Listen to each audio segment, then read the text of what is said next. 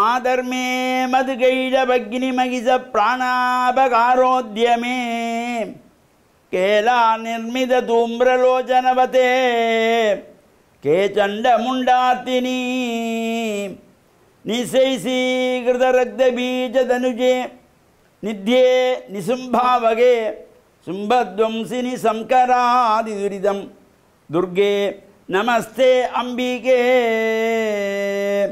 ஓம் சர்வமங்களமாங்கல்யே சிவே சர்வார்த்தசாதகே சரண்யே திரியம்பகே கௌரி நாராயணீ நமோஸ்துதே.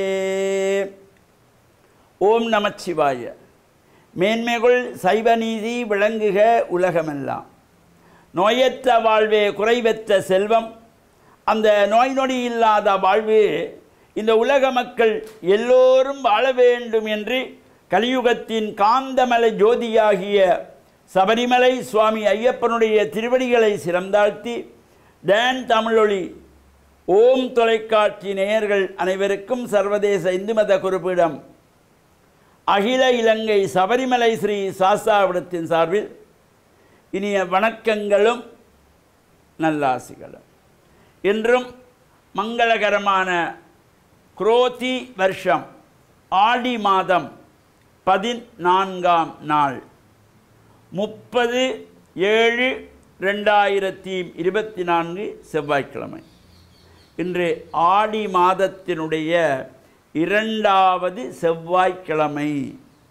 இந்த ஆடி செவ்வாய் பல்வேறு சிறப்புகள் கூடியது, வேண்டும் வரங்களையெல்லாம் தரக்கூடியது. இந்த ஆடி செவ்வாயிலே ராகு கால துர்கா பூஜைகள் செய்யப்படுகின்ற பொழுது அந்த ராகு கால நேரத்திலே துர்க்கை அம்பாளை வேண்டி வழிபாடுகள் செய்து எலுமிச்சம்பழத்திலே விளக்கு ஏற்றி குங்கும அர்ச்சனை செய்து பிரார்த்தனைகள் செய்கின்ற பொழுதும் எல்லா விதமான தோஷங்கள் நீங்குமா.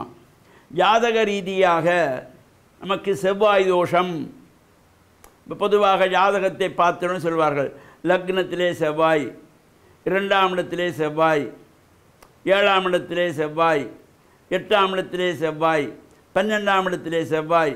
இந்த செவ்வாய் தோஷம் இப்போ பொதுவாக இந்த திருமணங்கள் செய்யப்படுகின்ற பொழுது இந்த ஜாதகம் பார்த்த உடனே இது செவ்வாய் தோஷம், இந்த பொண்ணு வேண்டாம் அல்ல இந்த மாப்பிள்ளை வேண்டாம் என்று ஒதுக்குகின்றவர்களும் உண்டு.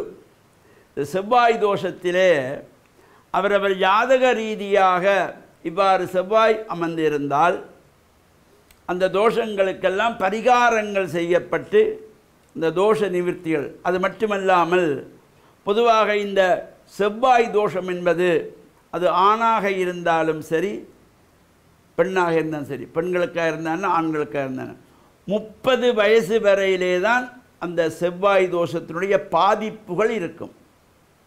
அதன் முன்பு அந்த தோஷம் எதுவுமே பண்ணாது.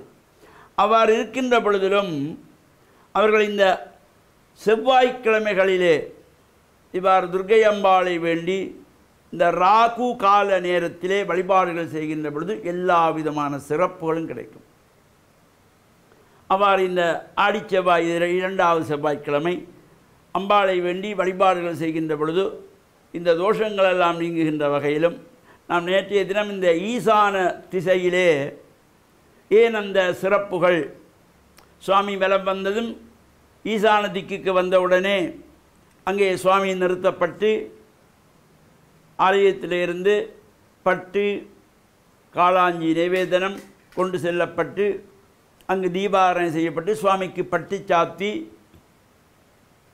வேதபாராயணங்கள் செய்யப்பட்டு தேவார புராணங்கள் எல்லாம் பாடப்படும். அவர் அந்த ஈசான திசைக்கு அவ்வளவு ஒரு சிறப்பு. நான் நேற்றைய தினம் சொன்னது போல இறைவனுடைய 5 முகங்களிலிருந்து இந்த தோன்றிய வேதங்கள், தத்புருஷ முகத்திலிருந்து இந்த 21 சாகை கொண்ட ருக்வேதம், அதே போல் அகோர முகத்திலிருந்து 100 சாகை கொண்ட யசுர்வேதம், இவ்வாறு ஒவ்வொன்றும் தோன்றியது போல இந்த ஈசான முகத்திலே இருந்து திவ்யமான 28 ஆகமங்கள் தோன்றியதினாலே இந்த ஈசானத்திலே எல்லா விதமான வித்தைகளினுடைய இருப்பிடமாக அனைத்து சிறப்புகளும் தரக்கூடியது. சிவனுடைய பூரணமான ஆசி கிடைக்கின்ற வகையிலே இந்த ஈசான திக்கிலே இவ்வாறு தேவாரங்கள் எல்லாம் பாடப்பட்டு அந்த உற்சவ காலங்களிலே ஈசான திசைக்கு அவ்வளவு ஒரு சிறப்பு. இதனுடைய தொடர்ச்சியை மீண்டும் இந்த ஈசானத்தினுடைய சிறப்பை சிந்திப்போம் என்று கூறி டான் தமிழொலி ஓம் தொலைக்காட்சி நேயர்கள் அனைவருக்கும் சர்வதேச இந்து மத குருபீடம் அகில இலங்கை சபரிமலை ஸ்ரீ சாஸ்தாபீடத்தின் சார்பில் நல்ல ஆசிகளை கூறிக்கொள்வதில் மனமகிழ்வு கொள்கிறோம். சர்வே ஜனாக சுகினோ பவந்து சமஸ்த சன்மங்களானி சந்து சுபம்.